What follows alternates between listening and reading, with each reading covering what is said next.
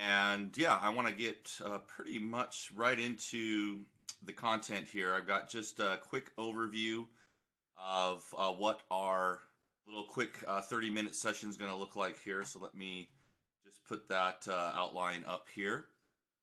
And again, I'm the CEO founder of Intellilytics. I've been in the business intelligence and technical training business for the past 20 years. And today is again all about we're going to be doing a few events here around using IBM Cognos Analytics for what it's really designed to do well. Today is about productivity, and I kind of looked at some of the new features. We still have a lot of clients that are migrating from version 10 or evaluating IBM Cognos Analytics as a BI platform. And I really like to focus on some of the real most beneficial capabilities and features. And productivity is one of those things that BI tools sometimes have a bit of a challenge delivering on. And I want to focus on a couple of what I see again as the main use cases of an IBM Cognos implementation, which is really truly managed reporting and the evolution towards self-service. And how you get there is through the ability to empower end users and empower a broader set of users to take advantage of the information that's available and personalize it and derive insights on their own, right? That's what self-service is all about. And so I'm going to kind of get started here with just a quick tour of the environment. And so if you have not seen the 11.1 release 4 or .4 release, whatever you want to call it, one of the first things you'll notice is a remodeled welcome page. There's takes up a lot of the real estate here when you sign in. And then down below, you'll notice your familiar recently used objects here as tiles. You also have a list view feature here. So it's a little bit of different way for you to, I think having the recently used content there front and center was a great enhancement in 11.1. This was something that I think makes a lot of sense. And I was going to go over a list of, kind of the highlights of what's new, and that's not really what today's event is all about. But as I was going through preparing for this, I took a look at the help icon up here, and I always like to see what's happening in terms of support and documentation. And obviously, you kind of can get right into the documentation. These are links to IBM's library of resources. And the good thing about that is that this is not a static set of documents, right? So as IBM updates documentation, these links take you to that live library of resources. And so I got it right here, and I said, oh, there's a new and changed features link. And I think most folks that work with these tools as they go through documentation, IBM's done a really good job of creating a library of resources, archive of all of the different versions, so you can go back and look at even all the way to previous generations of the product to preview. And so here's just all of the new and changed features. And the focus mostly has been on dashboards and stories and exploration. And so as I click into the dashboard, you can see that there's new visualizations, and the idea of moving forward with custom visualizations to really extend that capability so that there isn't a limitation in terms of what's in the box. You can actually bring in custom visualizations with the latest and greatest visualization engines. Forecasting in dashboards and exploration is a super powerful capability. We don't have this yet in reporting. And so just take a second to talk a little bit about where we see the roadmap in terms of enhancements, in terms of development. And a lot of the investment is definitely being put into the dashboards and exploration. There's a lot of room for growth there. And we're starting to hopefully see a little bit of a closing of the gap between what's possible in certain capabilities. When I talk about capabilities, I mean dashboarding versus reporting versus exploration. And so hopefully we'll see a continuing of the intersection and the equalization of what's possible in these different tools. So right now you look at some of these brand new features, say, oh, they released this forecasting capability, that's great, but I can't do it in a report. I've got to use dashboards and or an exploration. And so, definitely something that you want to be thinking about in terms of which tool you end up using. All right, so we're not sure if and when feature sets will merge. I expect, again, the long-term roadmap that we hear from the offering management is that, yeah, that's the goal, is to make all the capabilities kind of have parity in terms of their capabilities. So I just wanted to highlight, something very easily accessible right from the help menu. I don't want to go through every single, itty bitty new feature. You can go and grab that information. It's pretty easy to get access to. And then I'm going to also drop a link to another resource. It's a blog post that I put up recently, and I'll drop this into the chat here. Let me do that in just a second. So this is a post that I wrote recently about the differences between dashboarding and reporting in Cognos Analytics, and when you might use one versus the other, right? So I like to break things down by use case. And so when you're, doing more of an exploration, data discovery, experimenting with data, dashboarding and exploration is very powerful, especially with some of the enhanced and augmented intelligence that's built into those tools. So encourage you to take a look at that resource if you're still concerned about, well, when would I go and do new report versus new dashboard versus new exploration? And those are great questions. That's an important mindset to have, and it's one of the things that I work with a lot of my clients on, is understanding the breadth of the platform and when you might use one tool versus the other, and kind of some of the, I don't like to get down into the finite feature set differences between those tools, but again, take a look at the blog, and hopefully I'll give you a little bit of guidance on use cases around which of those capabilities you might want to use. All right, so I wanted to break things down. Again, if I go back to the outline here, it's really take control as consumers, right? So how does that improve productivity? Hopefully I'll show you a few things. This is not real groundbreaking type of stuff, but it's important to understand how we can now take and let consumers do more with it than the typical more passive type of consumption. And then breaking down the barrier. So we're just going to kind of evolve from there into more of a what we call that professional author. So when I talk about consumption, that means, hey, someone's built a report. It's based off of some specifications, and here's the content, right? So when I run a report as a consumer, and we talk about this as being a viewing experience. And so here's a report. I tried to pick something that wasn't too fancy, because most production type of reports, a lot of the data is in this tabular or list kind of format, right? But so even from here, and the reason why tabular outputs are popular is because you can put lots of information in there. Now, whether or not insights can be derived directly from scanning through this long list of details, that's another question, right? And that's why visual becomes such an important part of how we deliver information. You can see that the person or team or whoever, maybe it was me, maybe it was a development team built my report. They threw in this drop down for zip code so I can filter by zip code. This is not, to me, a great experience, because there's just a really long list here. And I may want to do things. I think I'd like to maybe see the information filtered maybe down to the city level, not all the way down to zip. There's no logical sort order to this drop down, so I'm not in love with how this prompt is working. So that might be something, again, as a consumer, I say, the report doesn't really make it for me. So I'm going to move into that a little bit later, but basically the data itself, the details, again, just scanning through this long list.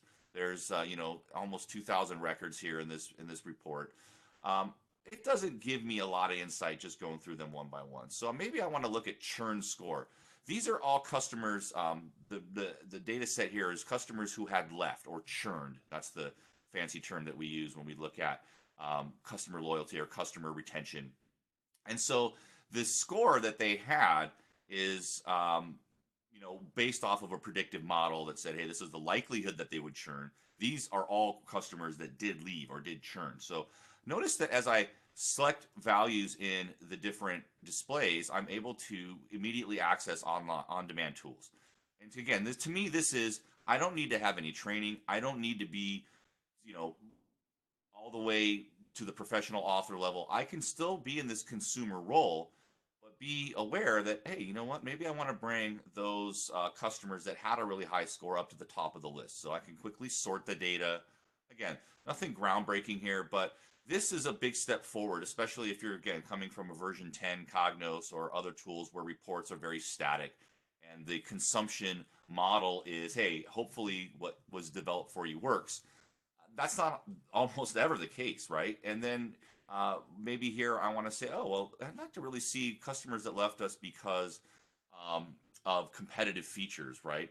And so from here, what I'd like to do is, maybe do some filtering on the reasons. So here I want to say, oh, if the customer offered more data, I'm going to go ahead and include just those records. Okay, so again, kind of really getting into more of a self-service environment without having to, say, well, in order to do that, you've got to go learn how to build very sophisticated reports. Just a couple of clicks, very intuitive way for us to work with this. All right, so I'm going to circle back to another concept here because I jumped right into the report demo. The idea, again, is that working with this data, have now, again, explored a report without having to go into the full authoring mode. And so to me, these on-demand capabilities with sorting, summarizing, filtering within the, what I call inline feature here, within the report itself, makes for a pretty powerful concept that not all report consumption environments allow for. So that's great. But if I wanted to do more, for instance, I mentioned that I don't love the fact that I have this zip code inline prompt. And so maybe I want to change that, or maybe I want to add some other data I know that's available that just wasn't put into this list of results here. And so I'm going to go right into the edit mode. And so without having to leave the experience here, I can click one button up at the top left here, this little pencil icon, which allows me to get right into the edit mode. Now, obviously from here, I do expect that the user would have some guidance, some training, and a lot of the basics you could probably just pick up on YouTube, right? And maybe I went and spent a couple of hours doing some research and looking at some, I say, report authoring videos, and I feel pretty dangerous in this environment. And so I can bring up my source here, and this is just a little flat data source here. So, maybe I need to look at the information by a different level of detail. So I want to look at city and zip. So I'm just going to control click those, drop them over into my list, and away I go. I'm kind of, again, progressing or evolving to this more self-service authoring. And know that the zip code is a little bit more detail than I want. So I'm going to actually go ahead and move a little bit more sophisticated here and look at my tools and see if I can drop in a different prompt to do this by city as well. And so in my tools, I have prompting tools, and just like what I have in the standard report, the pre-built report, I have a value prompt. I'm going to add another one, and watch how easy it is. This is another real big advancement in our eyes with 11.1. This wasn't a release 4. This was when 11.1, that kind of major release, came out. The new authoring experience, right? And the ability to do layout without having to do a lot of groundwork. You can just simply drag and drop objects. Watch what happens as I drag right on top of the center of this existing object, and I get into this layout. That's my drop zone prompt that says, hey, if you want to drop that at the center above the existing object, just go ahead and drop it. And I get my prompt wizard. So I'm going to go ahead and want to create a prompt for cities. And I think the prompt wizard is a pretty intuitive experience. So in location, I have my city. So I want this to be a value prompt that shows me a list of cities. I want the user to be able to select just one. and we'll make it optional. So they'll have the choice to choose cities or not. My list is what I'm trying to filter for. And then I'm going to name a query so I can populate my list of cities. And that's it. Notice the layout, the placement, right? It picks up, inherits that kind of layout property because I dropped it inside as a new cell within the existing table. I didn't have to go in and edit or modify or add rows or columns or cells. I just was drag and drop. I love that feature. It makes the design of reports much faster, right? Again, so about productivity, if you look at this new authoring experience and the fact that it's seamless, right? I didn't have to say, well, I'm viewing a report. Now I want to make a change. Let me go into another tool or another studio. I click one button. I'm able to get into the authoring experience. I'm able to add data. I'm able to add object layout, object features to the report like the prompt. There's a few more things. This would probably take a little bit more of a sophisticated user to get everything right here, but one thing I want to do is in my new prompt for city, I want to do a sort by city name. I want to auto submit the value here, so I'm going to change that from no to yes. I gotta move my sorry, I've got a video window there. All right, and then now my zip code prompt, the one that's going to be prompt that was there already, I'm going to change the sort. So the author, whatever, they didn't add a sort feature, so I'm going to go ahead and make sure that the sort property is defined to give me a little bit more logical sort. And then I also want to use a cascading effect, right? So if I pick the city, cities can have one or more zip codes in them, as most people know. And so I'm going to cascade my zip codes to be driven by what city I select. So when I click on city, it'll auto submit, and then it'll give me a list of zip codes for that city. That's the cascading effect that I'm after. I'm all doing all this through the properties. I probably want to change the text here. Again, just double click and I can come in here by city and zip code. That's easy enough to change. Everything kind of adapts in line with that. And so, all right, so I've added some columns. Maybe there's some stuff in here I don't care about. I don't care if they had phone service. So I'm just going to click this column and hit delete on the keyboard. So again, easy enough for me to modify the scope of the data here. And then I'm ready. I'm ready to rock and roll. So again, just to get from consumer to author, I hit edit. Get back from authoring to consumption, I just click that edit tool again, and I'm kind of back in that viewer mode. And so I can see I have my city, and I can see that, you know, let me pick one that's going to have more than one zip code. This is all California, by the way. So Los Angeles is a good bet. So that immediately submits, filters the queries that populate the rest of the report. I can see that there are 8 customers that churned that were in Los Angeles. And if I want to narrow down by a specific zip code, I can do that as well. While I was editing, I probably should have done some grouping here, but even within the viewer, again, I have the ability to do grouping right there. So I can group by city and group by zip. So I can see if there's multiple customers and individual zip codes. And then here, maybe I want to, of course, I can filter through the inline filter, or I can use the drop-down prompt that's built in. These are all the zip codes within Los Angeles that are available. They're not necessarily, the zip code file obviously is every possible zip code. Does not necessarily match up with every customer that was in the churn records. So that might be something also I want to go ahead and modify. So what I'm trying to kind of demonstrate here, and when I do this a lot with clients that are either in the middle of evaluating upgrading from version 10, this is one of the biggest features that it doesn't get a lot of hype because it's not super sexy. It's not you know, brand new capability. It's not augmented intelligence. It's more of a, hey, you know, how can I improve the daily lives of my end users, which I think is extremely important. And how is it different from what we've done for years with a tool like an IBM Cognos, where we have this really rigid producer or author audience, and then we have this broad, you know, mass consumer audience and what they're able to do and not do.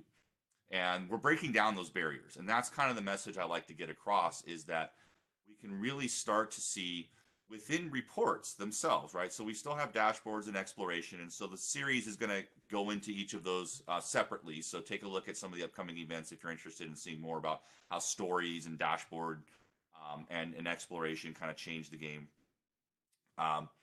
So before I leave this, I want to spend a couple minutes for Q&A just to see if there's, I'm not seeing anything right now, but if you do have questions, throw them into the chat. And I am going to save a few minutes at the end here to go through that. And if we don't have time, I'll always follow up with anyone who asks questions after the event.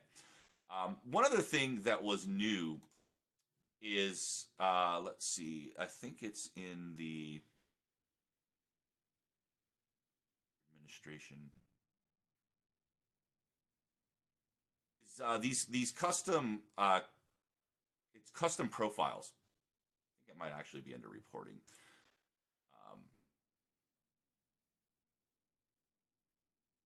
Navigation menu customization. So this is something, it's kind of like, it's not a big deal. It's in the documentation. It's like, you know, a short paragraph. What does that mean?